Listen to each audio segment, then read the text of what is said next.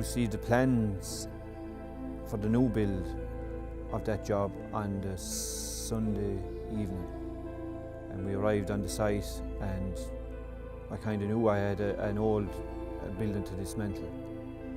And when I saw that, I knew it forms in your mind, this is bigger than what you think. And you take a lot of things for granted. Simple things like walking along a wall sounds daunting to some, but to me it was just a natural part of the job. So on the first day I had my accident, I was dismantling the building, and I was walking along a wall and I tripped on the wall and fell down onto the flat of my back. And automatically I knew I was badly damaged. Legs, no movement. Hips was just stuck solid to the ground. I was on my way out the door and I was actually heading to Cork. I got a phone call then from one of the managers that worked with Bobby. They told me Bobby was after having an accident and that he was concussed. And I remember going in and seeing him there, and I remember his first words were that this was it, like.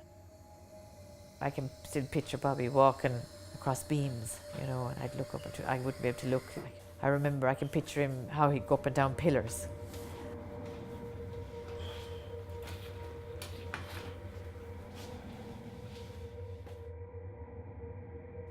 I always remember saying, mind yourself, you lose sight of what's dangerous and what's not dangerous.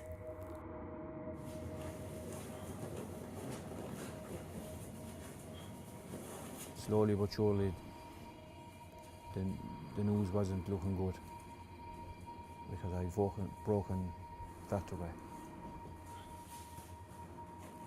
The night before that operation, I was kind of told that after the operation it was possible that I wouldn't be walking again. And more than likely wouldn't be. So that was a major shock. Seeing family after the operation was very hard, and seeing my sons for the first time was very hard. Kind of working came first, you know what I mean? Going out to work came first, to make the money, to provide, to feed us and to look after us, like, you know what I mean? That always came first with Bobby.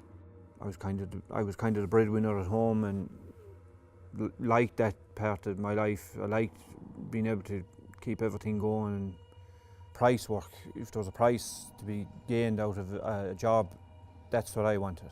It's like another pressure, you know what I mean? It's like it's almost like you're trying to get yourself out of one pressure, and then it's a pressure on top of a pressure. The people are afraid to ask for support. I think there's a stigma about asking and not trying to do things on their own. Yeah, emotionally it's just tough, it's just hard going. What emotions have you found the most difficult to deal with?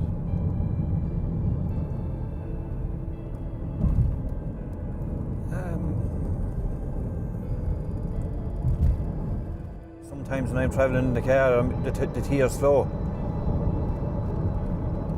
Some days you're fine, more days you just can't stop crying, and giving up does enter my mind. You hate to use the word suicide, but I have felt it.